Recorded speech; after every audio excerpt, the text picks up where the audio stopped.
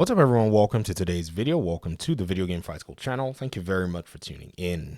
So today's video, I'm going to keep it within the DC superhero genre and space. And I wanted to go ahead and highlight this particular thing because in our conversations, some of our audience members have brought up some really good points. I made my last video where I titled it that bad writers, activist writers are going to destroy gaming jobs. Now, I made sure that I actually specifically, highlighted exactly what my thesis was going to be in my title and my thumbnail so that it did not get misunderstood or misconstrued. Because I'm not a reactionary saying, oh, this is going to destroy gaming. I hope it doesn't destroy gaming, ladies and gentlemen. I'm making my own video game. So I hope gaming is not destroyed. And I hope that I can actually present a game and a product that is written for the fans, that does a good job in conveying the story and even the experience that I want fans to work on. Details on that later. We're working hard in the shadows on that.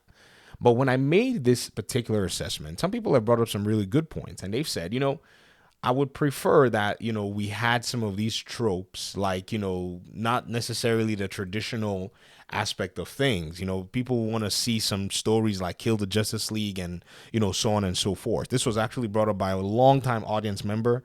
Eric, shout out to you. And I really do, I resonate with that thinking. I resonate with that idea and that mindset. And this is the video, by the way. If you haven't seen it, please take some time to go ahead and watch it. And, somebody also asked and said, is it destroying gaming? So that's why I wanted to clarify these two things.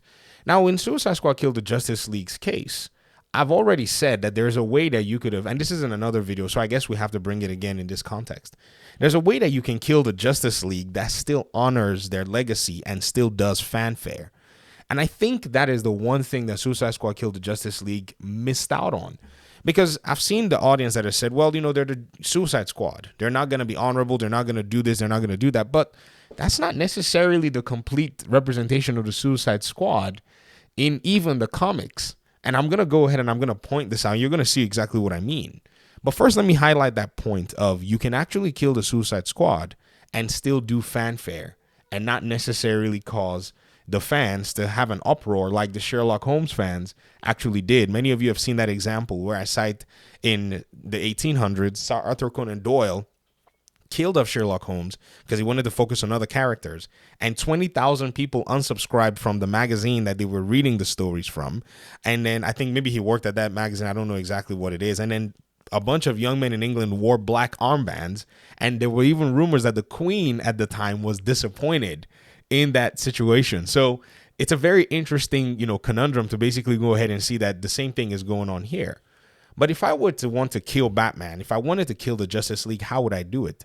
The answer is simple. I'd do it how the guys at Warner Brothers Montreal did it when they took out Batman. They even did it twice, which everybody said that was a little excessive, or they thought it was a bit nihilistic, that Batman basically killed himself, and then, in a sense, kind of killed himself again. So let's go ahead and examine that very carefully, because the criticisms for Gotham Knight taking out Batman were quite specific. First of all, in the fight with Ra's al Ghul, he does something very interesting during that fight.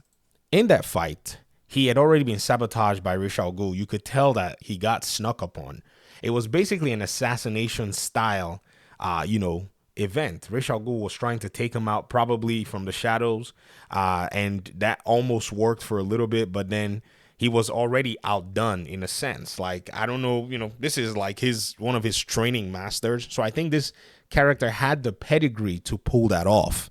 There's a very strong element to actually agree in this case, or even disagree. I'm not saying that you have to take it, as whatever it is, but this particular spot here where he blocks Ra's al Ghul and looks and says, you know what, I'm just going to go ahead and stab myself with this sword. A lot of people had issues with it, because it was more of a nihilistic Batman. But I think Batman had already reconciled and considered how he was going to checkmate this whole thing and let his legacy carry on. And I say this because this game was first rumored to be called Arkham Legacy. That was the first rumor. So the Gotham Knights were supposed to be Batman's legacy in a sense in this game.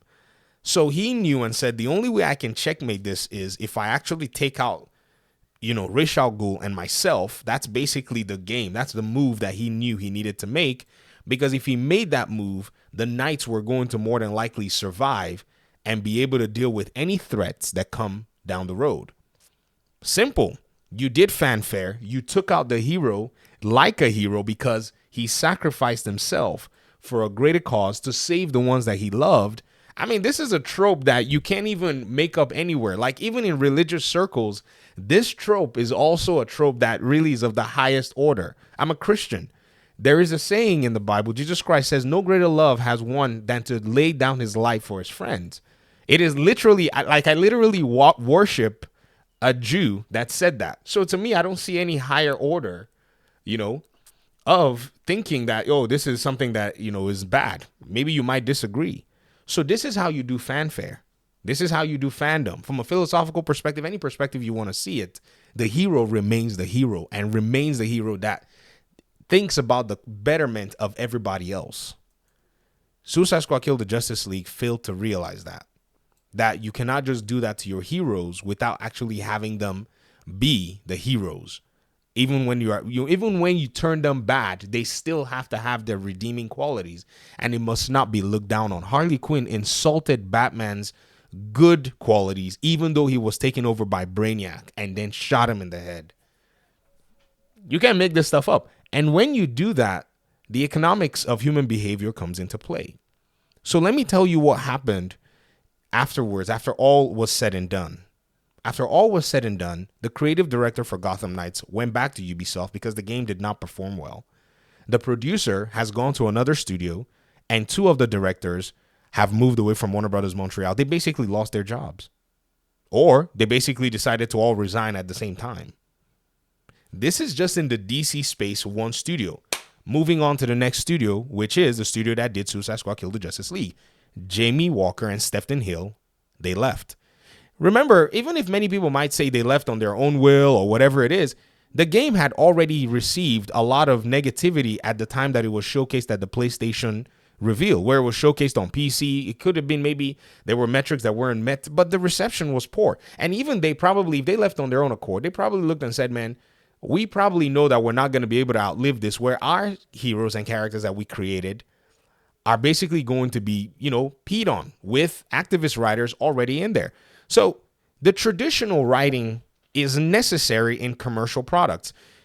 I'm not saying that you can't write these things that are thought-provoking or whatever it is. I'm saying that if you're writing them, you have to realize that you're in a commercial product. People are losing jobs, ladies and gentlemen. People are losing jobs. Thankfully, they have, they're now in different studios. If you know who these people are, and, I keep up with them because I thought they did a good job with Gotham Knights. I said this the whole time.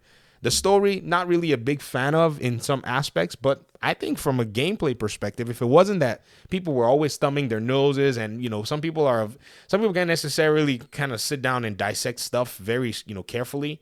So they're usually reactionary in a sense.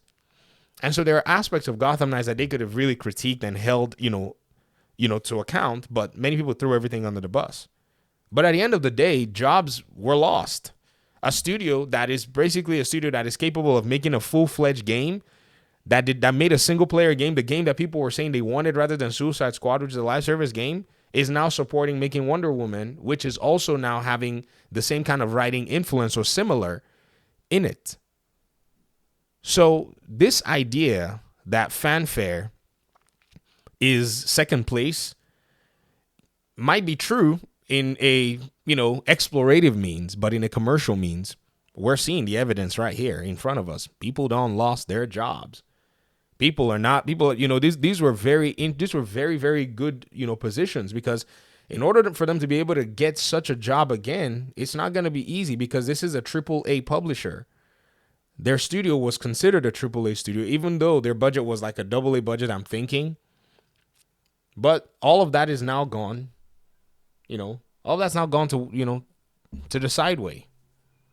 So what should writers do? Writers should please their fans.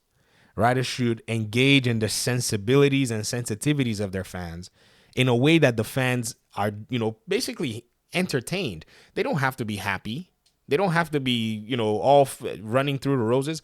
They can be challenged in their, worldview and in their perception of their characters, but they have to still understand that it's coming from a place where the character's personality, the character's, essence is truly kept. if they can't do that, they're going to go broke. I mean, they are going broke. It's not a matter of they're going to go broke. They are literally right in front of us. Literally, jobs are being lost right in our eyes. I don't know what else we need as evidence. Maybe more need to go. Should I move into the Spider-Man realm? I said I was going to keep this video to DC. But we can move into the Marvel realm and see what's going on there. In most cases with Marvel, it's mismanagement, but very soon we're going to get more Marvel games. Let's see how those play out. If they follow the same formula, they'll be DOA as well. And I'd hate for that to happen. I'd really hate for that to happen. So I'm having these conversations, reading you guys' feedback on these games, and I'm taking that into account as to trying to figure out what the fans want in their characters and their heroes, and in their games as well. It's a very hard task, but you guys are teaching me, and I'm excited to learn. So let me hear your thoughts in the comment section. Thanks so much for watching the video. I appreciate you guys' time and audience. Peace out.